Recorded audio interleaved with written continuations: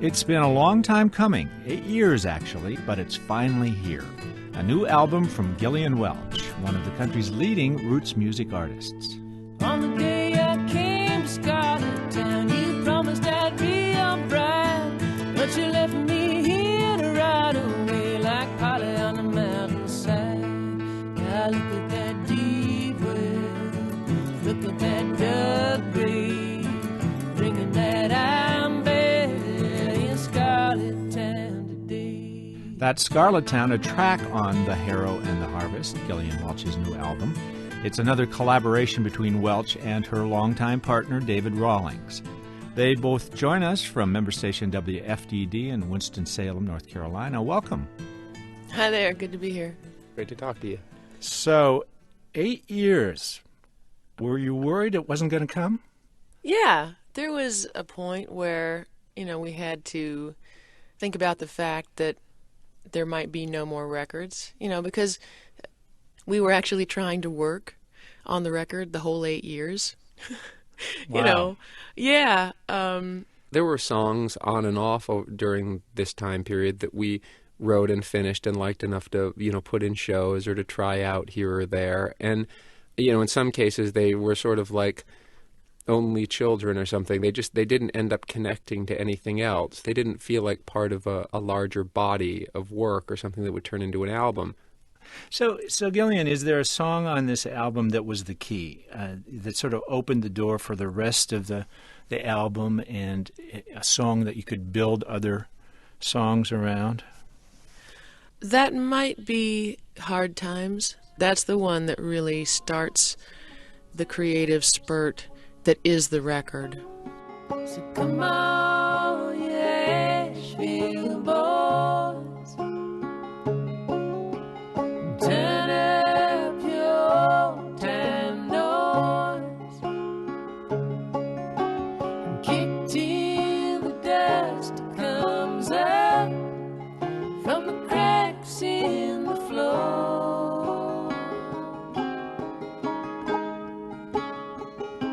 Singing hard times ain't gonna rule my mind, brother. Hard times ain't gonna rule my mind. Hard times ain't gonna rule my mind no more. I'm speaking with Gillian Welch and David Rawlings about their new album, The Harrow and the Harvest, and that's a tune called Hard Times. I was listening to you in concert the other night, and you were singing harmony, and there were times I just couldn't quite make out whose voice was where. I mean, you've managed to to blend your voices so well that you just can't figure it out. I know what you're talking about. Yeah. The first time Dave and I ever sang together, we both took notice of it. We'd sung with a lot of people before that. But there was some particular way that our voices hooked up. I like to think we've cultivated it over the years, and it's gotten to the point where on this record there is that one song that you may be talking about where we sing in unison. The Way It Will Be. The Way It Will Be. And it's very difficult for us to even exactly hear whose voice is whose. I lost you a while ago, still I don't know why.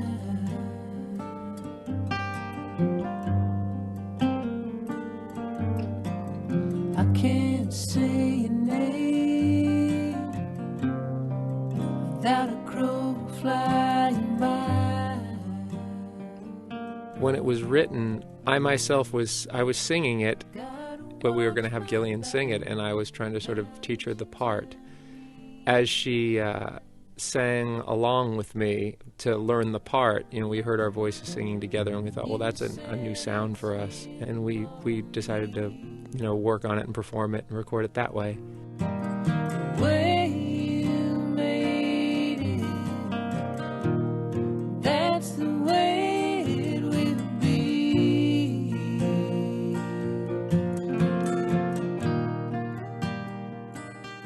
You know, one of the other things about your music, I'm sure you've heard this before, it's mostly slow.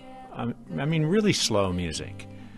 Why is it right for you? Why have you chosen that?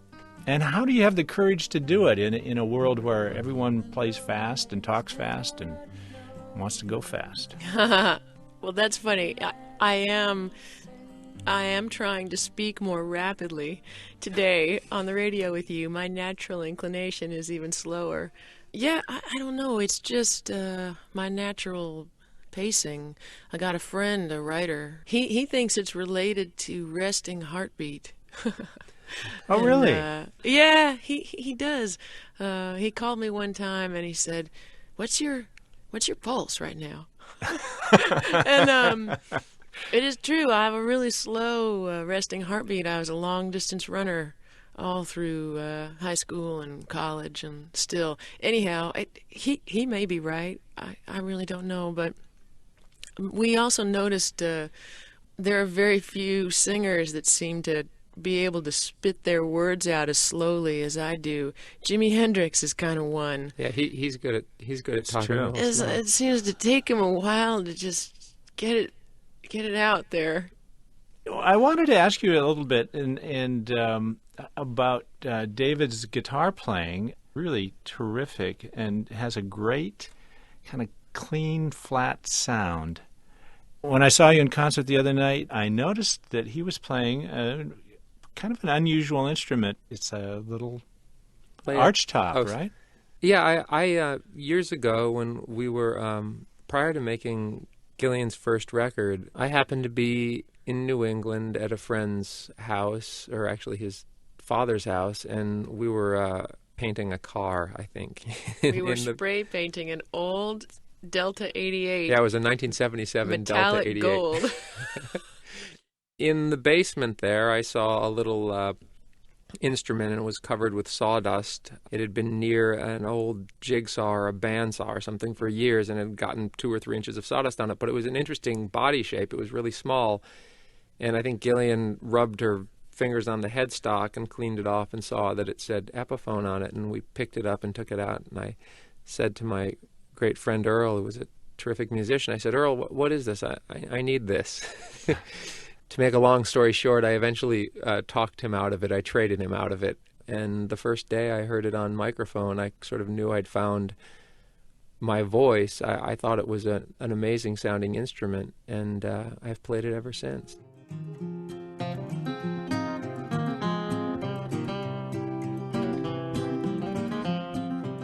One of the amazing things about his playing is so many guitar players sound like a guitar, like they seemed somehow hemmed in by what the instrument naturally wants to do. And I play what it doesn't want to And do. Dave plays what the instrument doesn't want to do. I mean, you know, he really wrestles with it in a beautiful way. And anyhow, no one asks me to talk about Dave's guitar playing enough.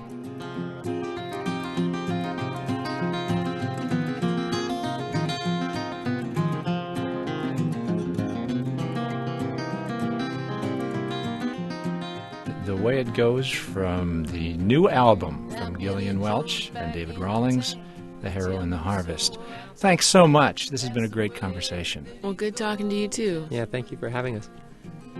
Did he throw her down? Well, did she leave him for that swell? That's the way that it goes. That's the way. This is NPR's Weekend Edition, broadcasting from NPR West in Culver City, California today. Our program was directed by Elaine Heintzman and produced by Ned Wharton, Peter Breslow, Tom Bullock, Thomas Pierce, Gemma Waters, Claudine Abade, Chris Benderev, Amy Held, Justin O'Neill, Connor Donovan, Rebecca Hersher, and Allison Seiss. Dee Dee Skanke and Jeffrey Bennett edit the program. We've had help this week from Amy Walters, Angie Hamilton-Lowe, Melissa Kuipers, George Whiteside, and Norb Gallery. Quinn O'Toole is the managing director of NPR West.